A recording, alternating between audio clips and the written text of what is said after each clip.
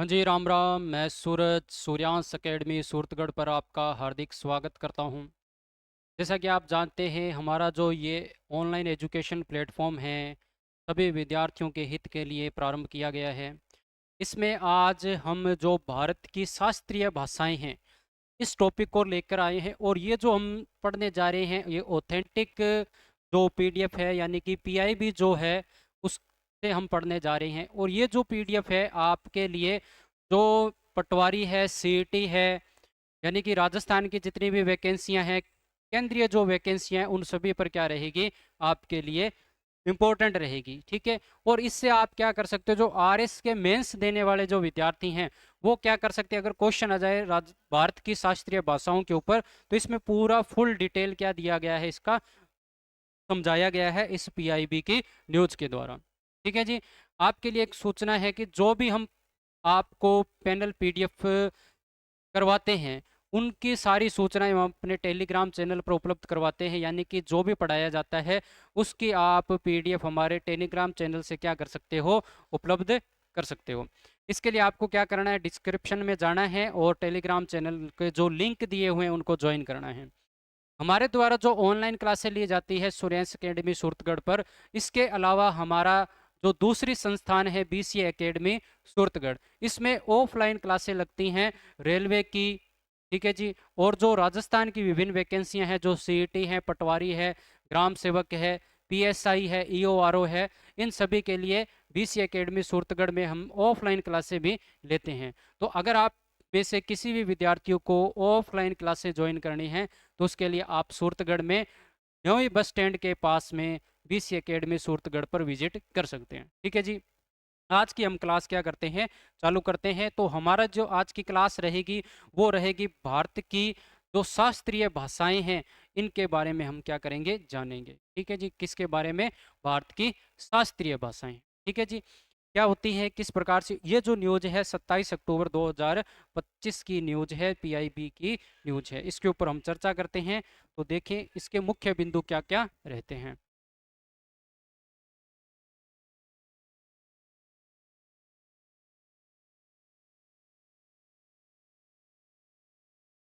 ठीक है जी। तो ये न्यूज है, पहली न्यूज मुख्य बिंदु के अंदर हम देखें, तो भारत सरकार ने 3 अक्टूबर 2024 को, यानी कि 3 अक्टूबर 2024 को मराठी, पाली, प्राकृतिक, असमिया और बंगाली, ठीक है जी, कौन सी भाषाएं हैं, 3 अक्टूबर 2024 को मराठी, पाली, प्राकृतिक, असमिया और बंगाली भाषा को शास्त्रीय भाषा का क्या दिया है, दर्जा दिया गया है। क्या दिया गया है, शास्त्रीय भाषा का दर्जा दिया गया है। ठीक है जी।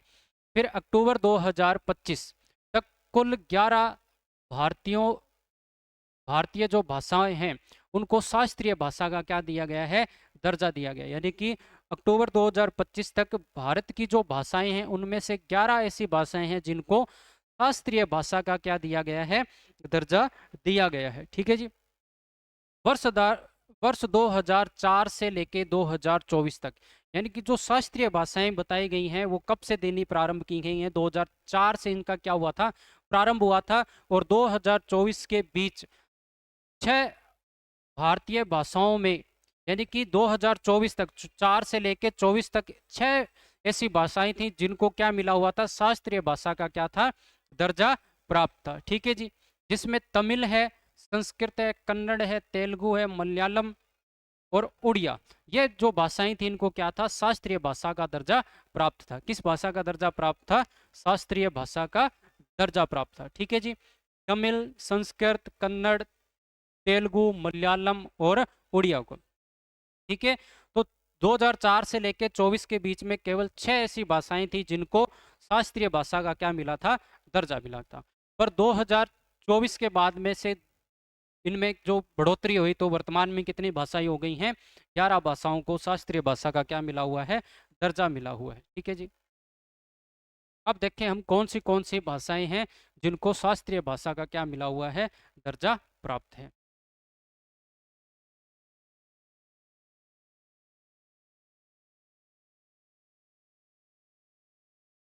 तो ये देख लीजिए, जितनी भी 11 भाषाएं हैं, उनकी पीडीएफ दे रखी है। इनका जो क्लासिफिकेशन किया गया है। तो अब हम देखते हैं जो क्लासिकल लैंग्वेज ऑफ इंडिया है इनके बारे में पढ़ते हैं।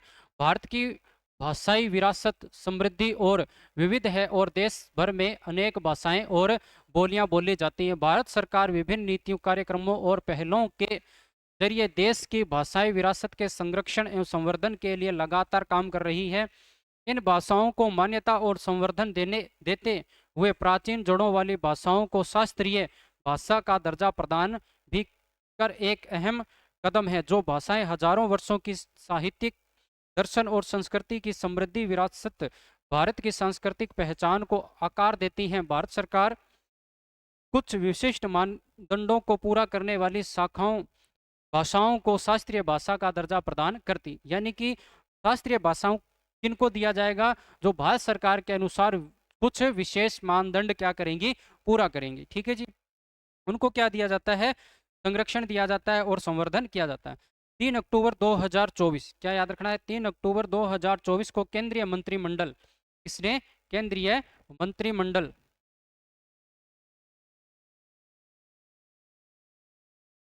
3 अक्टूबर 2024 को केंद्रीय मंत्रिमंडल के द्वारा केंद्रीय मंत्रिमंडल ने मराठी, पाली, प्राकृतिक, असमिया और बंगाली को इस श्रेणी में जोड़ने को मंजूरी दी। ठीक है जी, पहले 6 थी, 5 को और जोड़ने की मंजूरी दी। ठीक है जी, जिससे देश में शास्त्रीय भाषाओं की कुल संख्या कितनी हो गई है, 11 हो गई है। कितनी हो गई है, 11 हो गई है। अब बात करते हैं हम शास्त्रीय भाषा का दर्जा क्यों महत्वपूर्ण है, यानी किसी भाषा को शास्त्रीय भाषा का दर्जा देना इतना महत्वपूर्ण क्यों है। ठीक है जी, तो देखें, किसी भाषा को शास्त्रीय भाषा के रूप में मान्यता देना, क्या देना, मान्यता देना, उसकी ऐतिहासिक महत्व क्या दिखाता है, उसके ऐतिहासिक महत्व को दिखाता है। भारत की संस्कृति तथा बौद्धिक पहचान पर उसके गहन प्रभाव, इसका गहन प्रभाव को सम्मान और मान्यता प्रदान करने का एक तरीका है। ठीक है जी, साथ ही हजारों सालों से चले आ रहे प्राचीन ज्ञान, दर्शन, मूल्यों को संरक्षित और प्रसारित करने का भी ये तरीका है। ठीक है जी, यह दर्जा न केवल उनकी प्रतिष्ठा को बढ़ाता है बल्कि इन भाषाओं के संरक्षण, संवर्धन और आगे के अध्ययन के प्रयासों को भी बढ़ावा देता है, जिससे यह सुनिश्चित करने में मदद मिलती है कि वह आज की दुनिया में प्रासंगिक बनी रहें। ठीक है जी, तो ये क्या रहता है, इनका एक महत्वपूर्ण बिंदु है जो इनको जो शास्त्रीय भाषाएं बनाई जाती हैं। इसके बाद देखते हैं हम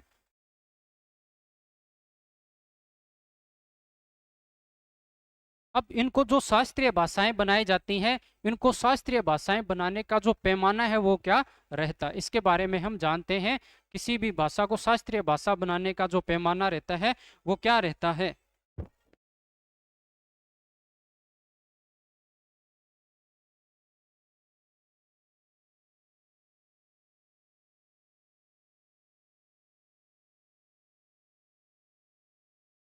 तो जो भाषाओं को शास्त्रीय भाषा बनाने का पैमाना क्या याद रखना है, पैमाना याद रखना है, क्या क्या क्या पैमाना रहता है, तो इसके बारे में हम जानते हैं।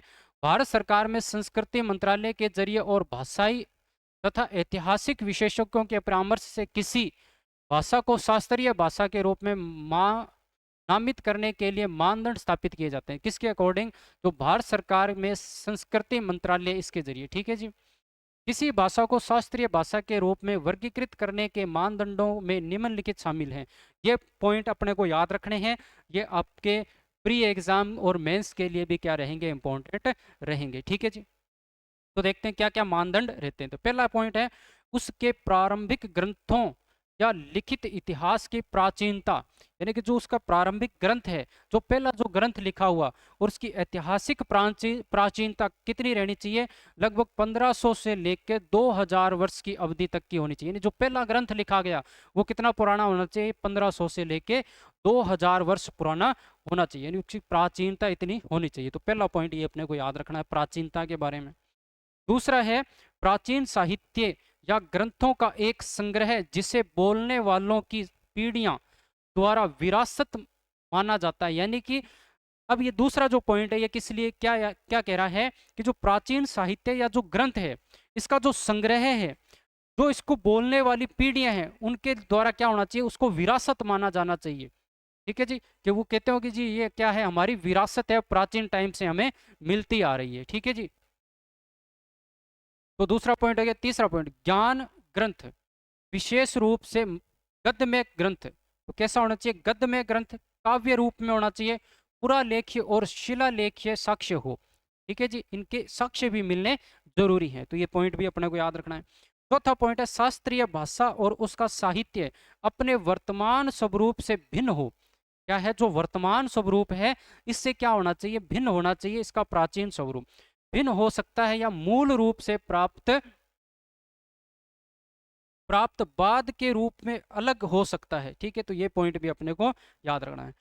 तो ये क्या चीजें हैं? अगर किसी भाषा को शास्त्रीय भाषा दर्ज दर्जा देना है तो उसके लिए पैमाने बताए गए हैं, तो ये 4 पैमाने हैं। ठीक है जी, तो पैमाने अपने को याद रखने हैं।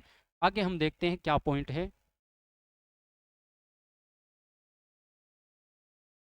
अब ये कहता है भारत की भाषाई विरासत का जो विस्तार है वो कैसा रहा है।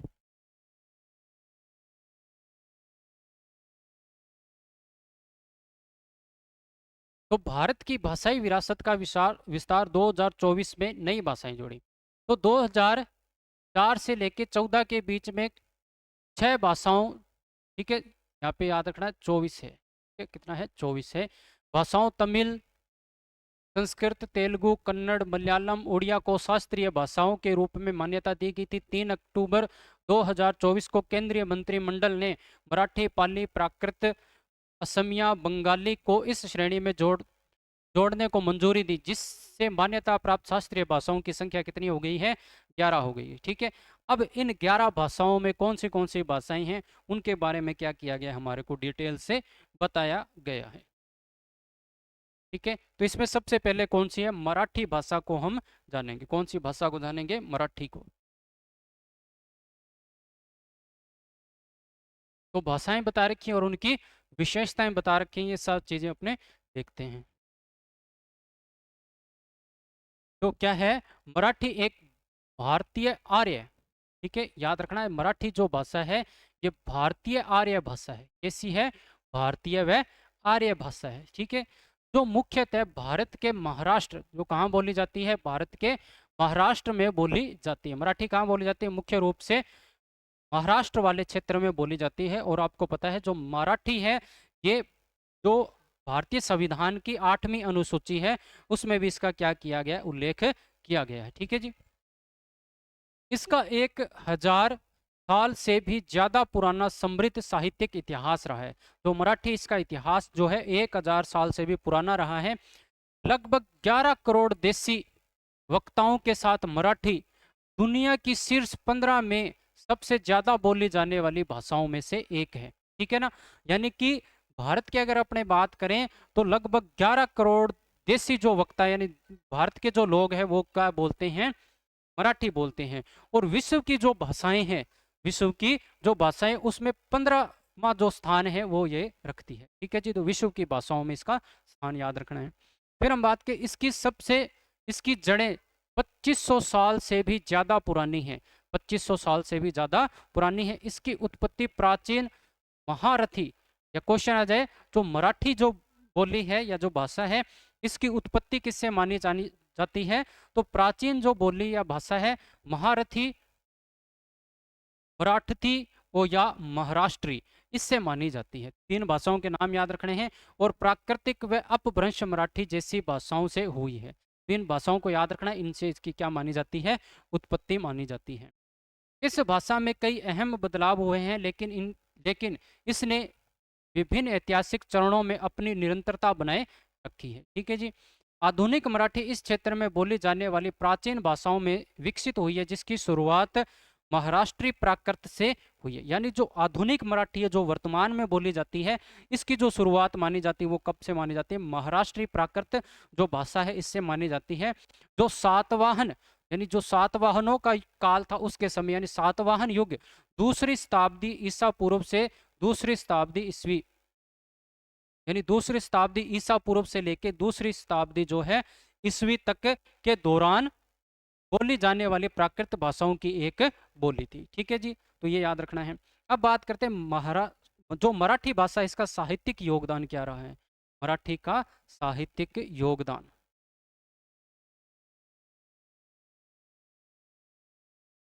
मराठी का साहित्यिक योगदान।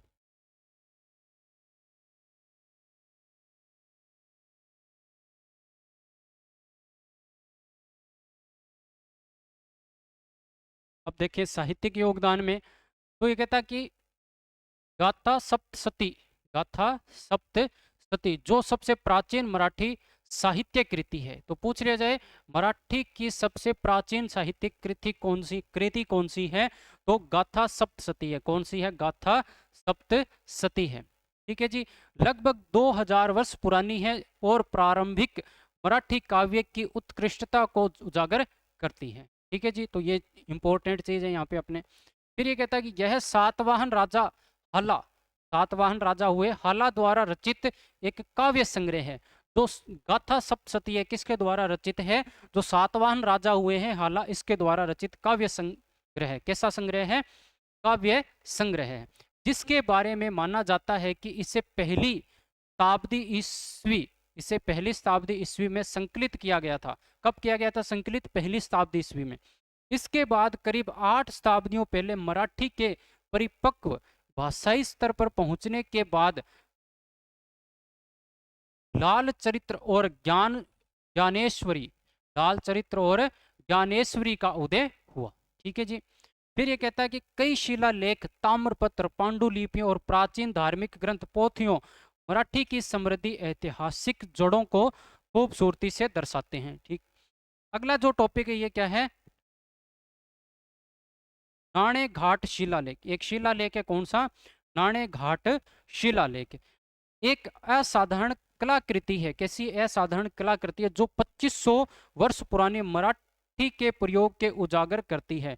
यानी कि जो नाणे घाट शिलालेख है ये किस भाषा में लिखा गया है? तो मराठी में लिखा गया, और लगभग कितना पुराना है? 2500 वर्ष पुराना है। फिर देखें, इसके अलावा मराठी का उल्लेख प्राचीन भारतीय लेखन और विनय पट्टिका, दीपवंश और महावंश के साथ साथ कालिदास वरुचि और वरुचि जैसे प्रसिद्ध लेखकों की रचनाओं में भी मिलता है। तो ये बता रखा है कि जो मराठी का जो उल्लेख है कहाँ मिलता है? तो इन चीजों में देखने को मिलता है।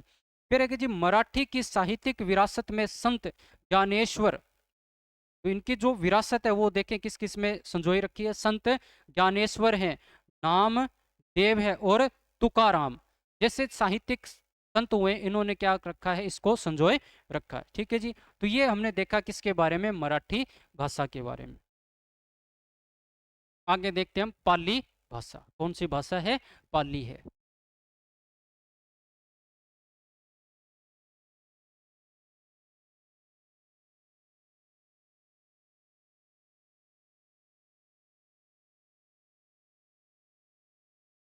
ठीक है जी। तो देखते हैं पाली भाषा।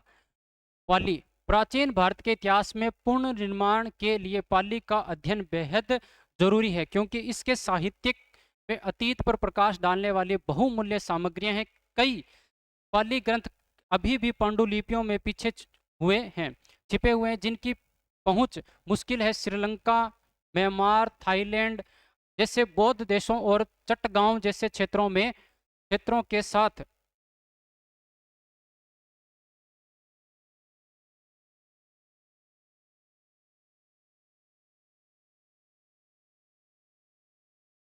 जापान, कोरिया, तिब्बत, चीन, मंगोलिया में भी पाली का अध्ययन जारी है। यह अधिकांशतः बौद्ध है। ठीक है ना। पाली के प्रारंभिक संदर्भ बौद्ध विद्वान बुद्ध घोष की टीकाओं में मिलते हैं। यानी कि पाली जो है, पाली के प्रारंभिक जो संदर्भ है वो हमें कहाँ देखने को मिलते हैं? जो बुद्ध घोष की टीकाएं हैं इसमें देखने को मिलते हैं। फिर हम बात करते हैं जो पाली है इसके साहित्यिक योगदान की, पाली के साहित्यिक योगदान की हम चर्चा करते हैं। तो पाली विभिन्न बोलियों से बुनी हुई यानी बनी हुई एक समृद्ध लिपि है। विभिन्न बोलियों से बनी हुई एक समृद्ध लिपि है, जिसे प्राचीन भारत में बौद्ध और जैन संप्रदायों ने, किस किसने? बौद्ध व जैन संप्रदायों ने अपनी पवित्र भाषा के रूप में अपनाया था। ठीक है, लगभग 500 ईसा पूर्व भगवान बुद्ध ने अपने उपदेश देने के लिए पाली का ही उपयोग किया था। क्वेश्चन आ जाए, भगवान बुद्ध ने अपने उपदेश देने के लिए किस भाषा का प्रयोग किया था? तो पाली का प्रयोग किया था। ठीक है जी, आगे देखें, जिससे यह उनकी शिक्षाओं के प्रसार का एक प्रमुख माध्यम बन गया। बौद्ध प्रमाणिक साहित्य का संपूर्ण संग्रह पाली में लिखा गया है। ठीक है जी, किस में लिखा गया? बौद्ध जो प्रमाणिक साहित्य है उसका संपूर्ण जो संग्रह है वो किस में मिलता है? पाली के अंदर मिलता है। खासकर त्रिपिटक, तो खासकर कौन सा ग्रंथ है? त्रिपिटक ग्रंथ है, जिसका अर्थ है त्रिकोणीय टोकरी। ठीक है, ये जो ग्रंथ है किस में लिखा गया है? पाली भाषा के अंदर लिखा गया है। ठीक है जी, फिर है पहली टोकरी विनय पिटक बौद्ध भिक्षुओं के लिए मठवासी नियमों की रूपरेखा प्रस्तुत करती है। ठीक है जी, जो टोकरी यानी जो पिटक, त्रिपिटकों के अंदर पहली जो पिटक है विनय पिटक, इसके अंदर जो उल्लेख है बौद्ध भिक्षुओं के लिए मठवासी नियमों के क्या करता है? प्रारूप बताता है, जो नैतिक आचरण और सामुदायिक जीवन के लिए एक खाका प्रदान करती है। दूसरी टोकरी यानी कि सुत्त पिटक, इसकी बात करें अपने, सुत्त पिटक बुद्ध के भाषणों और संवादों का खजाना है। बुद्ध के भाषणों व संवादों का खजाना कौन सा है? सुत्त पिटक है, जो उनके ज्ञान और दार्शनिक अंतर्दृष्टि के समेटे हुए हैं, जो उनके ज्ञान व दार्शनिक अंतर्दृष्टि को क्या किए हुए हैं? समेटे हुए हैं। अंत में अधिगम पिटक, जो अंतिम टोकरी उसका नाम क्या है? अधिगम पिटक है, नैतिकता, मनोविज्ञान, ज्ञान के सिद्धांत से संबंधित विभिन्न विषयों पर गहराई से विचार करता है और मन वास्तविकता का गहन विश्लेषण प्रस्तुत करता है। ठीक है जी, फिर हम बात करते हैं पाली साहित्य में जातक कथाएं शामिल हैं। पाली साहित्य में कौन सी कथाएं शामिल हैं? जातक कथाएं शामिल है। कौन सी जातक कथाएं शामिल हैं? जो कि जो बोधिस्तव या भावी बुद्ध के रूप में बुद्ध के पूर्व जन्मों की गैर प्रमाणिक कथाएं हैं। यह कहानियां भारतीय साझी विरासत से जुड़ी हैं और साझा नैतिक मूल्यों और परंपराओं को दर्शाती हैं। साथ ही यह भारतीय विचार और आध्यात्मिकता के संरक्षण में भी पाली की भूमिका को उजागर करती हैं। ठीक है, तो ये पाली भाषा के योगदान की बात अपनों ने की है। किसकी? पाली भाषा के योगदान की बात की। अब अगली जो भाषा आती है वो कौन सी है? प्राकृतिक भाषा है। कौन सी है? प्राकृतिक भाषा। मराठी देखी, फिर हमने पाली भाषा को पढ़ा, अब हम अगली भाषा पढ़ेंगे प्राकृतिक भाषा या प्राकृतिक भाषा।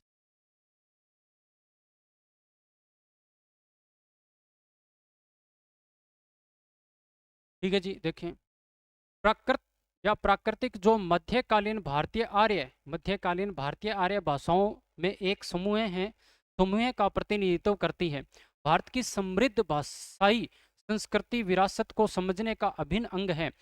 यह प्राचीन भारत यह प्राचीन भाषा न केवल कई आधुनिक भारतीय भाषाओं का आधार है, बल्कि उन विविध परंपराओं और आदर्श दर्शनों को भी समाहित करती है, जिन्होंने इस उपमहाद्वीप के ऐतिहासिक आख्यान को आकार दिया है। यदि शंकराचार्य के अनुसार बात है प्रकृति संस्कृतो श्रुति गिरो, प्रकृति और संस्कृति भाषाएं भारतीय ज्ञान की सच्ची संवाहक हैं। ठीक है जी, प्राकृतिक भाषा के अब योगदान की हम क्या करते हैं? चर्चा करते हैं। प्राकृतिक भाषा के योगदान की चर्चा करें।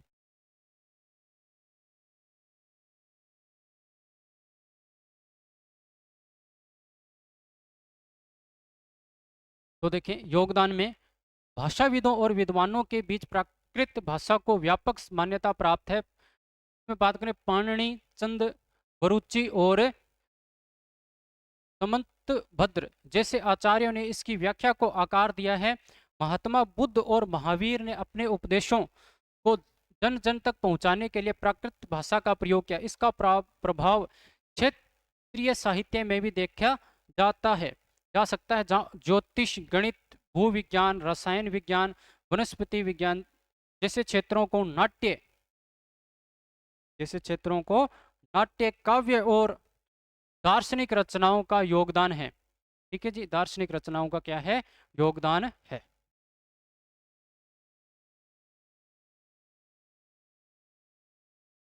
प्राकृत भारतीय भाषा विज्ञान और बोलियों के लिए बेहद महत्वपूर्ण है और इसकी एक समृद्ध विरासत है। क्या है? विरासत है।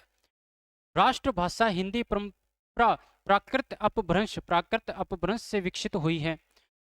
वैदिक भाषा में भी प्राकृत के महत्वपूर्ण तत्व विद्यमान हैं जो भारत के कई भाषाई विकास को समझाने के लिए इसके अध्ययन के महत्व को दर्शाते हैं। प्राकृत शिलालेख महत्वपूर्ण ऐतिहासिक अभिलेखों के रूप में कार्य करते हैं जो भारत के इतिहास की जानकारी देते हैं। मौर्य पूर्व काल के शिलालेख साथ ही राजा अशोक और खारवेल के शिलालेख मुख्यतः प्राकृतिक में लिखे गए हैं। ठीक है, मौर्य पूर्व काल के जो शिलालेख हैं वो शिलालेख अशोक के और खारवेल के जो शिलालेख हैं वो मुख्यतः किस में लिखे गए हैं? प्राकृत भाषा में लिखे गए हैं। ठीक है जी, आगे देखते हैं हम। आर्य भरत मुनि आचार्य भरत मुनि ने अपनी मौलिक कृति नाट्य शास्त्र, याद क्या रखना है, जो आचार्य हुए हैं भरत मुनि, इनकी जो मौलिक कृति है नाट्य शास्त्र वे प्राकृत बहुसंख्य भारतीयों की भाषा माना है जो कलात्मक अभिव्यक्ति और संस्कृत विविधता के लिहाज से काफी समृद्ध है। यह मान्यता और आम लोगों के बीच संचार के एक माध्यम के रूप में प्राकृत की सुगमता और महत्व पर जोर देती है। ठीक है जी, फिर बात करें हिंदी, बंगाली, मराठी जैसी भाषाओं का विकास प्राकृत से हुआ है। ये कहते हैं हिंदी है, बंगाली है, मराठी है, इन भाषाओं का जो विकास हुआ है वो किससे हुआ है? प्राकृत भाषा से हुआ है, जो आधुनिक भाषाओं की उत्पत्ति और विकास की व्यापक समझ के लिए प्राकृतिक साहित्य को समझाने के महत्व पर प्रकाश डालता है। ठीक है जी, आगे जो भाषा आती है वो कौन सी है? असमिया भाषा है। कौन सी है? असमिया है।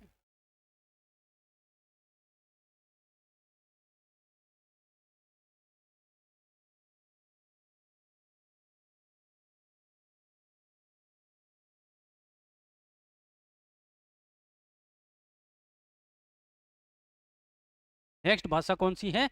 असमिया।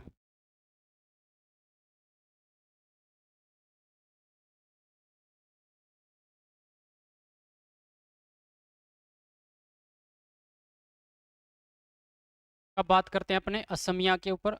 असम की आधिकारिक भाषा की जड़ें संस्कृत में हैं, जिसका विकास 7वीं शताब्दी ईस्वी पूर्व में हुआ। कब से हुआ? 7वीं शताब्दी ईस्वी पूर्व में हुआ था। हालांकि इसका प्रत्यक्ष पूर्वज मगधी अपभ्रंश है। यानी कि पूछ लिया जाए असमिया का जो प्रत्यक्ष अपभ्रंश या पूर्वज है वो कौन सा है? मगधी अपभ्रंश है, जो पूर्वी प्राकृत से नजदीकी से जुड़ी हुई बोली है। भाषाविद जी. ए. ग्रियर्सन, जो जी. ए. ग्रियर्सन है, ने उल्लेख किया है कि मगधी इस क्षेत्र की प्रमुख बोली है। यानी असम के क्षेत्र की जो प्रमुख बोली है वो किसको माना है? ग्रियर्सन ने मगधी को माना है। जबकि पूर्वी समकक्ष प्राच्य अपभ्रंश दक्षिणी तथा दक्षिणी पूर्व में फैली और अंततः आधुनिक बंगाली के विकसित हुई है। जैसे जैसे प्राच्य अपभ्रंश का पूर्व में विस्तार हुआ, यह गंगा के उत्तर को पार करके असम घाटी में पहुंच गई। ठीक है जी, यहाँ यह असमिया में तब्दील हो गई। असमिया का सबसे पहला उल्लेख कथा गुरु चरित्र है। तो असमिया के अंदर जो पहला उल्लेख है वो कथा जो कौन सी है? वो कौन सी है? चरित्र गुरु चरित्र है। कौन सी है? गुरु चरित्र है।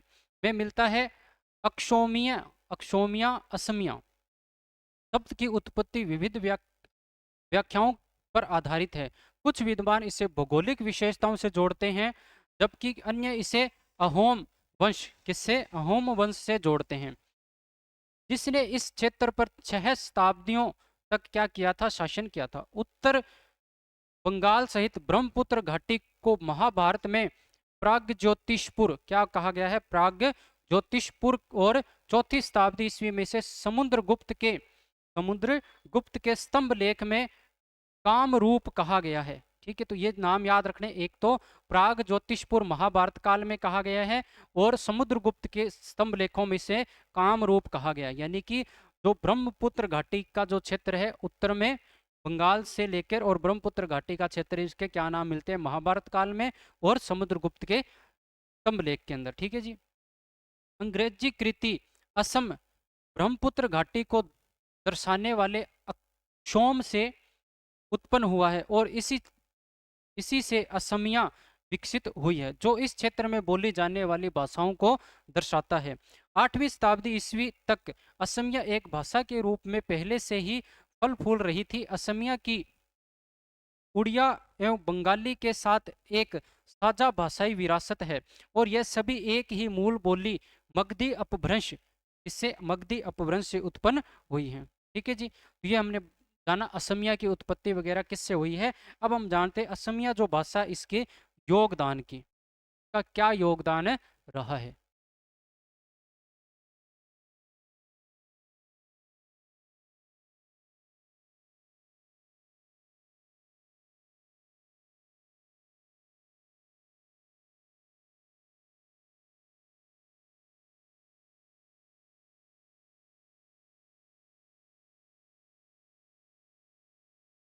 असमिया भाषा का साहित्यिक योगदान अपने देखते हैं क्या रहता है।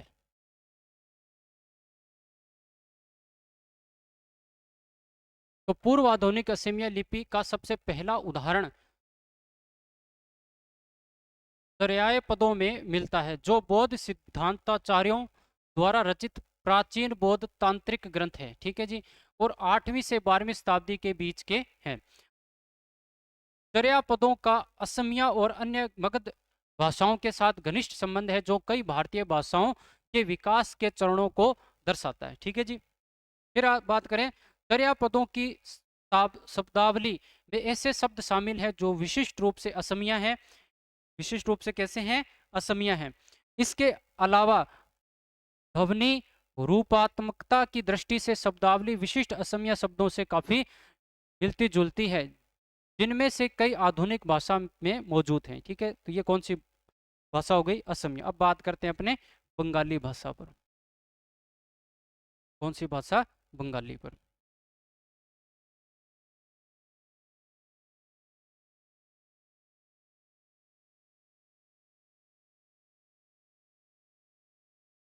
बंगाली भाषा भारत की सबसे प्रमुख भाषाओं में से एक है। बंगाली उपमहाद्वीप के सांस्कृतिक और भाषाई इतिहास में एक अहम स्थान रखती है। बंगाली में ऐसे कवि, लेखक और विद्वान हुए जिन्होंने न केवल बंगाल की सांस्कृतिक पहचान को बल्कि भारत की राष्ट्रीय चेतना को भी आकार दिया है। बंगाली की प्रारंभिक रचनाएं 10वीं से 12वीं शताब्दी ईस्वी में देखी जा सकती हैं।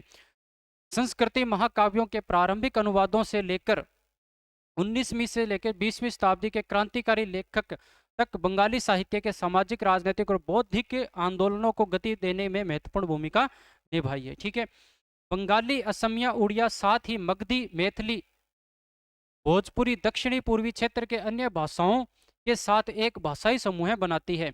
इसका तात्कालिक स्रोत मगधी प्राकृत, जिससे पूर्व प्राकृत भी कहा जाता है। इसका जो तात्कालिक स्रोत अपने मानते हैं वो कौन सी है? मगधी प्राकृत या पूर्वी प्राकृत भाषा भी जिसे अपने कहते हैं, में पाया जा सकता है, जिसकी उत्पत्ति मगध या बिहार से हुई थी। ठीक है, गौड़बंग या है शब्द गौड़बंग भाषा अन्य पूर्वी भाषाओं के साथ मगध अपभ्रंश से विकसित हुई है। अनुवांशिक रूप से बंगाली इंडो आर्यन भाषाओं से ली गई है, जो इंडो यूरोपीय परिवार की इंडो ईरानी शाखा की इंडक उपशाखा, कौन सी उपशाखा? इंडक उपशाखा से संबंधित है। ठीक है, तो ये तो थी बंगाली की उत्पत्ति से संबंधित कुछ तथ्य थे। अब हम बात करते हैं बंगाली का जो साहित्यिक योगदान है, इसकी ऊपर हम चर्चा करते हैं, साहित्यिक योगदान की।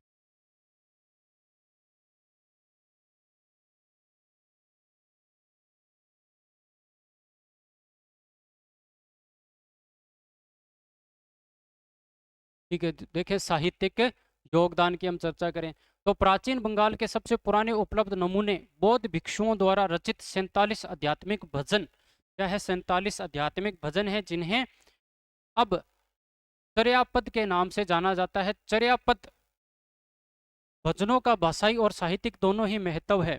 चर्यापद भजनों के रचनाकारों सिद्धांताचार्यों में रुइपा, भुशुकुपु कुपा, भुशुकुपा, कहनपा और सवरपा शामिल हैं। ठीक है जी, प्रारंभिक बंगाली साहित्यिक कृतियों का इतिहास इतिहास 10वीं से लेकर 12वीं शताब्दी ईस्वी में मिलता है, जिसकी शुरुआत महान संस्कृत महाकाव्यों के व्यापक अनुवादों से हुई है। 16वीं शताब्दी चैतन्यानंद के नेतृत्व में धार्मिक सुधार और रघुनाथ और रघुनंदन द्वारा पोषित पवित्र धर्म के साथ एक अहम मोड़ साबित हुई है। बाद की शताब्दियों में मौलिक रचनाओं का उदय हुआ है, जिसमें मुकुंद राम जैसे उल्लेखनीय व्यक्ति शामिल थे, जिन्हें अक्सर बंगाल का चौसर कहा जाता है। बंगाल का क्या कहा जाता है? चौसर कहा जाता है। और बाद में भरत चंद्र और राम प्रसाद जैसे साहित्यिक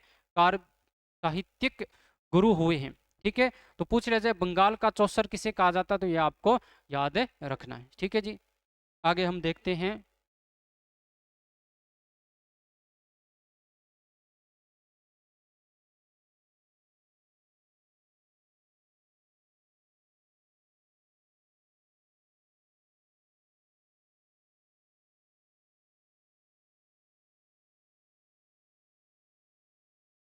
19वीं शताब्दी में बंगाली साहित्य के लिए एक स्वर्णिम युग थी। 19वीं शताब्दी क्या है? बंगाली साहित्य के लिए क्या माना जाता है? स्वर्णिम युग माना जाता है, जिसमें राजा राम मनोहर राय, ईश्वर चंद्र विद्यासागर जैसी प्रभावशाली हस्तियों ने महत्वपूर्ण योगदान दिया है। संवाद कौमुदी, सोम प्रकाश और वंदे मातरम जैसे समाचार पत्रों ने स्वतंत्रता संग्राम के दौरान अहम भूमिका निभाई और जनता को एकजुट करने में निम्नलिखित शब्दों की शक्ति को उजागर किया। बंकिम चंद्र चटर्जी, इसका नाम याद रखना, बंकिम चंद्र चटर्जी ने बंगाली कथा साहित्य का बीड़ा उठाया, जबकि रविंद्रनाथ टैगोर, माइकल मधुसूदन दत्त, सुकांत भट्टाचार्य, काजी नजरुल इस्लाम जैसे कवियों ने साहित्यिक क्रांति में महत्वपूर्ण योगदान दिया है, जिसने स्वतंत्रता संग्राम को गति दी है। नेताजी सुभाष चंद्र बोस के जय हिंद, बंकिम चंद्र चट्टोपाध्याय के वंदे मातरम जैसे नारे पूरे देश में गूंजते रहे हैं और पीढ़ियों को प्रेरित करते रहे। रविंद्रनाथ टैगोर द्वारा रचित हमारा राष्ट्रीय गान जन गण मन और बंकिम चंद्र द्वारा रचित हमारा राष्ट्रीय गीत वंदे मातरम दोनों ही बंगाली कवियों के देन हैं। ठीक है, ये याद रखना है। शास्त्रीय भाषाओं को बढ़ावा देने के लिए उठाए गए कदम। अब अपने याद रखते हैं जो शास्त्रीय भाषाएं हैं, इनको बढ़ावा देने के लिए क्या क्या कदम उठाए गए हैं।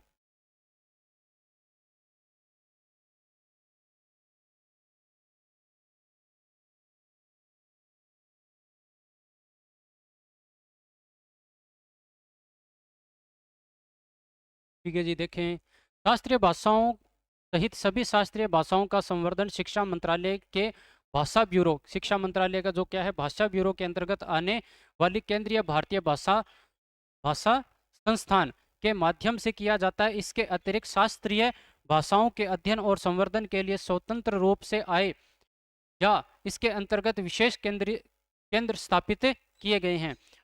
सन 2020 में संस्कृत के अध्ययन को बढ़ावा देने के लिए संसद के एक अधिनियम के जरिए 3 केंद्रीय विश्वविद्यालयों की स्थापना की गई है। यह है नई दिल्ली स्थित केंद्रीय संस्कृत विश्वविद्यालय और श्री लाल बहादुर शास्त्री राष्ट्रीय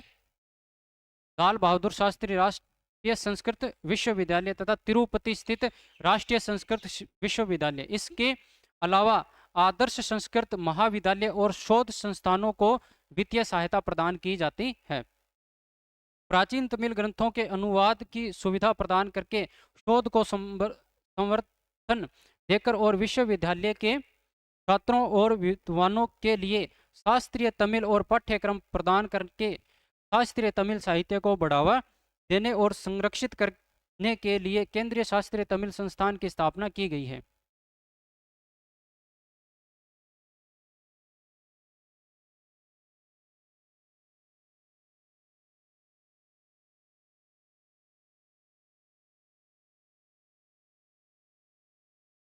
शास्त्रीय भाषाओं के अध्ययन और संरक्षण को और अधिक बढ़ावा देने के लिए मैसूरी में केंद्रीय भारतीय भाषा संस्थान के अंतर्गत शास्त्रीय कन्नड़, तमिल, मलयालम और ओडिशा के उत्कृष्टता केंद्रीय केंद्र की भी स्थापना की गई है। ठीक है जी। फिर बात करते हैं अपने शास्त्रीय भाषा केंद्रों की प्रमुख गतिविधियों और उद्देश्य। अब इनके गतिविधियां क्या हैं और इनके उद्देश्य क्या है, इसके बारे में अपने जानते हैं। भारत की शास्त्रीय भाषाओं और साहित्य का संवर्धन, प्रचार और संरक्षण करना है। अनुसंधान और दस्तावेजीकरण करना है। राज्य संग्रहालयों और अभिलेखागारों की मदद से पांडुलिपियों का डिजिटलीकरण करना है।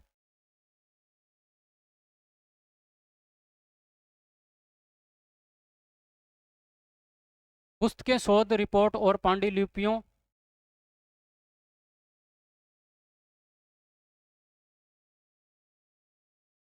पुस्तकें, शोध रिपोर्ट और पांडुलिपि सूचीपत्र प्रकाशित करना है। शास्त्रीय ग्रंथों का भारतीय और विदेशी भाषाओं में अनुवाद है। दृश्य सर्वे दस्तावेजीकरण, प्रख्यात विद्वानों और शास्त्रीय ग्रंथों पर वृत्ति चित्रों का निर्माण है। शास्त्रीय भाषाओं को पुरालेख शास्त्र, पुरातत्व, निर्विज्ञान, मुद्रा शास्त्र और प्राचीन इतिहास से जोड़ने वाले अध्ययनों को बढ़ावा देना है। ठीक है जी। शास्त्रीय विरासत को स्वदेशी ज्ञान प्रणालियों से जोड़ते हुए ज्ञान मीमांसा अध्ययन करना है। ठीक है जी। अब बात करते हैं चेन्नई स्थित केंद्रीय शास्त्रीय तमिल संस्थान। किसकी बात करें? केंद्रीय शास्त्रीय तमिल संस्थान कहाँ पे स्थित है? चेन्नई के अंदर स्थित है। ये इंपॉर्टेंट चीज है, इसको याद रखना है, इंपॉर्टेंट है करके क्वेश्चन आ जाए। केंद्रीय शास्त्रीय तमिल संस्थान कहाँ पे स्थापित किया गया है? तो चेन्नई के अंदर।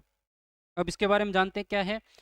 तमिल के शास्त्रीय चरण से संबंधित प्रारंभिक काल से लेकर 1600 ईस्वी तक व्यापक शोध कर रहा है। इसमें तोलकाप्पियम तोलकाप्पियम सबसे प्राचीन विद्यमान तमिल काव्य संग्रह है। दत्री ने पुरनारू, कार, नारपतु नारपतु जैसे 41 प्राचीन तमिल ग्रंथ आदि शामिल हैं। ठीक है। केंद्रीय तमिल की प्राचीनता का अध्ययन करने के लिए बहुविषयक विद्वानों को नियुक्ति का कर रहा है।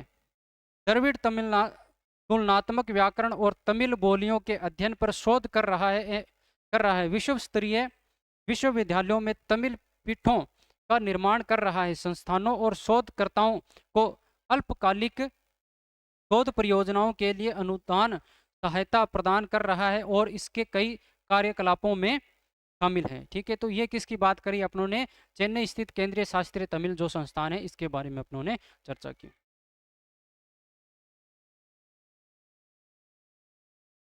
और क्या क्या चीज ये कर रहा है? तो ये केंद्रीय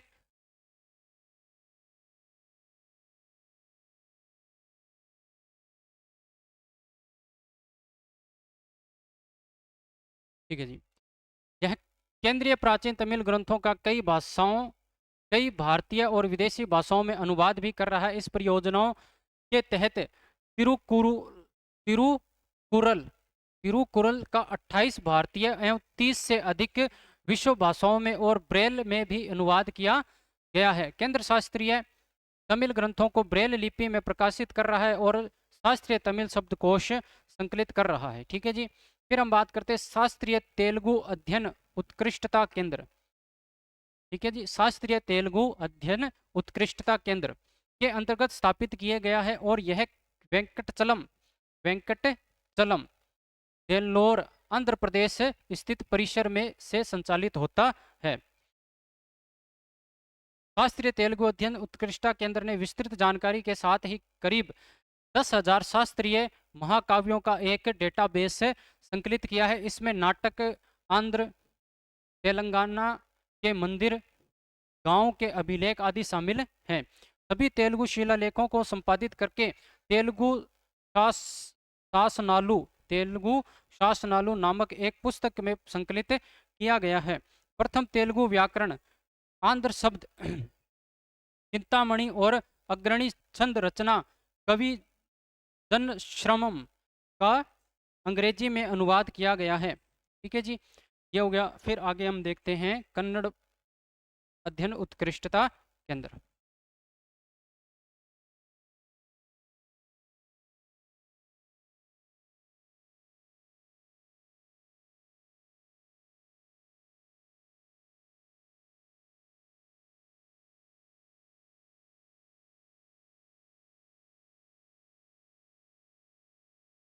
फिर शास्त्रीय कन्नड़ अध्ययन उत्कृष्टता केंद्र के तहत स्थापित किया गया है, और यह मैसूर विश्वविद्यालय परिसर में मैसूर में एक समर्पित पुस्तकालय, सांस्कृतिक प्रयोगशाला और नई सम्मेलन सुविधाओं के साथ संचालित होता है। ठीक है जी। CSCK ने अपने प्रशिक्षण कार्यक्रमों के अध्ययन से रोड मैप मीटिंग और शास्त्रीय कन्नड़ के प्रयास जैसे विभिन्न कार्यक्रम शुरू किए हैं। केंद्र 4 आधारभूत क्षेत्रों में कार्य करता है: अनुसंधान, शिक्षण, दस्तावेजीकरण और प्रसार। इसने 7 पुस्तकें प्रकाशित की हैं और 22 अन्य पुस्तकें प्रकाशन के लिए तैयार हैं। कवि संत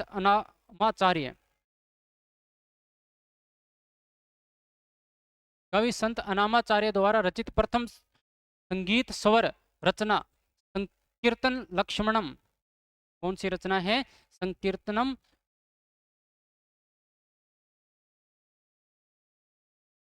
रचना है इनकी संकीर्तन लक्ष्मणम। ठीक है, जो मूल रूप से संस्कृत में लिखी गई थी का कन्नड़ में अनुवाद किया गया है। ठीक है जी। फिर हम बात करते हैं शास्त्रीय ओडिशा अध्ययन उत्कृष्टता केंद्र, और उड़ीसा भाषा के लिए अध्ययन उत्कृष्टता केंद्र है की स्थापना के अंतर्गत किया गया है, और भुवनेश्वर, ये कहाँ पे स्थापित है? भुवनेश्वर के पूर्वी क्षेत्रीय भाषा केंद्र में। भुवनेश्वर में क्या है? पूर्वी क्षेत्रीय भाषा केंद्र में इसको क्या किया गया? स्थापित किया गया। यह केंद्र शास्त्रीय भाषाओं और साहित्य की विरासत को बढ़ावा देने, प्रचारित करने और संरक्षित करने के साथ साथ अनुसंधान और दस्तावेजीकरण को प्रोत्साहित करने का कार्य करता है। इसने उड़िया जैसी शास्त्रीय भाषाओं के स्रोत पर आधारित परियोजनाएं शुरू की हैं, जिनमें शिलालेखों का विश्लेषण, विविध भित्ति चित्रों का भाषाई अध्ययन, पुरातात्विक अवशेष, ठीक है, पुराने ताड़ पत्रों की पांडुलिपियां और विभिन्न प्राचीन ग्रंथों के संदर्भों का संकलन शामिल है। फिर हम बात करते हैं शास्त्रीय मलयालम अध्ययन उत्कृष्टता केंद्र। ठीक है, यानी मलयालम भाषा के लिए क्या किया गया? उत्कृष्टता केंद्र स्थापित किया गया है। ये जो किया गया है ये कहाँ पे किया गया? के तहत तुंचत एजुकेशन मलयालम विश्वविद्यालय तिरुवल्लपुरम केरल में स्थापित किया गया है। ठीक है जी, तो ये याद रखना है, केरल के अंदर है। फिर हम बात करते हैं राज्य सरकार द्वारा प्रदान की गई है। ठीक है जी। अब हम बात करते हैं इसके निष्कर्ष की। तो जैसे अपने मेंस लिखेंगे तो उसके बाद में क्या आ जाएगा? लास्ट में अपने निष्कर्ष की अगर बात करें तो विरासत भी विकास भी भारत के प्रधानमंत्री का यह प्रेरक मंत्र भारत की समृद्धि विरासत को प्रगतिशील विकास के साथ संतुलित करने का प्रयास पेश करता है। देश की शास्त्रीय भाषाएं संस्कृति तमिल, तेलुगु, कन्नड़, मलयालम, उड़िया इसी की दृष्टिकोण से जीवंत प्रतीक हैं जो हमारी सभ्यता के बौद्धिक और सांस्कृतिक खजाने को दुनिया के सामने पेश करती हैं। इसके अलावा मराठी, पाली, प्राकृत, असमिया और बंगाली को शास्त्रीय भाषाओं का दर्जा देने का सरकार का फैसला भी भारत की बौद्धिक विरासत को आकार देने में इन भाषाओं की अमूल्य भूमिका की गहन मान्यता को दर्शाता है। सरकार के प्रयासों से संस्थानों, विद्वानों और युवाओं को हमारी प्राचीन परंपराओं से जोड़ने में सक्षम बनाया है। भावी पीढ़ियों के लिए इन भाषाओं को सुरक्षित रखकर प्रधानमंत्री मोदी आत्मनिर्भर भारत और सांस्कृतिक रूप से जड़ित भारत के उद्देश्यों के अनुरूप सांस्कृतिक आत्मनिर्भरता और राष्ट्रीय एकता के एक व्यापक दृष्टिकोण को और मजबूत कर रहे हैं। उनके समर्पण की वजह से ही भारत की ऐतिहासिक आवाजें एक आधुनिक आत्मविश्वासी भारत में गूंजयमान है। ठीक है जी, तो ये हमने जो किया है वो भारत की जो शास्त्रीय भाषाएं हैं उनके ऊपर आज हमने क्या की है? चर्चा। ये जो भी कुछ था ये ऑथेंटिक है, PIB की न्यूज से ये कटिंग दी गई है, इसके ऊपर हमने क्या किया? चर्चा किया। इसी प्रकार की विशेष चर्चाओं से जुड़े रहने के लिए आप क्या करें? हमारा जो सूर्यांश अकेडमी सूरतगढ़ एजुकेशन जो प्लेटफॉर्म है इसको सब्सक्राइब करें, इसको शेयर करें, और आपकी क्या राय है तो उस राय को आप क्या करें? कमेंट बॉक्स में लिख कर भेजें। ठीक है जी। और हमारे ऑनलाइन के साथ साथ हमारे ऑफलाइन कोर्सों से जुड़ने के लिए आप सूरतगढ़ में BCA अकेडमी के साथ भी जुड़ सकते हैं। ठीक है, तो चंद लाइनों के साथ मैं इस सेशन को क्या करूंगा? समाप्त करूंगा कि यूं तो उड़ते हैं परिंदे सभी आसमान में, कि यूं तो उड़ते हैं परिंदे सभी आसमान में, मौसम बदलने पर भी उड़ना सभी ने सीखा है। यानी सभी परिंदे क्या करते हैं? आसमान में उड़ते हैं, और जब मौसम बदलता, साफ मौसम से घनघोर बादल हो जाते हैं, यानी कि मौसम बदलने पर भी सभी ने उड़ना तो सीखा है। यूं तो उड़ते हैं परिंदे सभी आसमान में, और मौसम बदलने पर भी सभी ने उड़ना सीखा है। अब उड़ते हैं सभी आसियानों की तलाश में। अब उड़ते हैं सभी आसियानों की तलाश में, घनघोर बादलों के ऊपर भी तो उड़ना किसी ने सीखा है। घनघोर बादलों के ऊपर भी तो उड़ना किसी ने सीखा है। यानी कि आप तैयारी कर रहे हो, आपको किसी प्रकार का सेटबैक्स लगा तो आप क्या कर देते हो, पढ़ाई छोड़ देते हो। तो पढ़ाई नहीं छोड़नी है। जैसे कि बाज क्या करता है, जब मौसम बदलता है, घनघोर बादल आते हैं, तो वो आशियानों की तलाश में नहीं जाता। बाकी पक्षी क्या करते हैं, आशियानों की तलाश में जाते हैं। पर बाज ऐसा नहीं करता, वो क्या करता है, जो घनघोर बादल आए हैं, वो जो सेटबैक्स आए हैं, उनको पार करके उनसे ऊपर उड़ना चालू कर देता है और अपनी उड़ान बनाए रखता है। तो इसी प्रकार आप भी अपनी पढ़ाई की उड़ान बनाए रखिए और सूर्यांश अकेडमी सूरतगढ़ के साथ जुड़े रहिए। धन्यवाद। जय हिंद, जय भारत।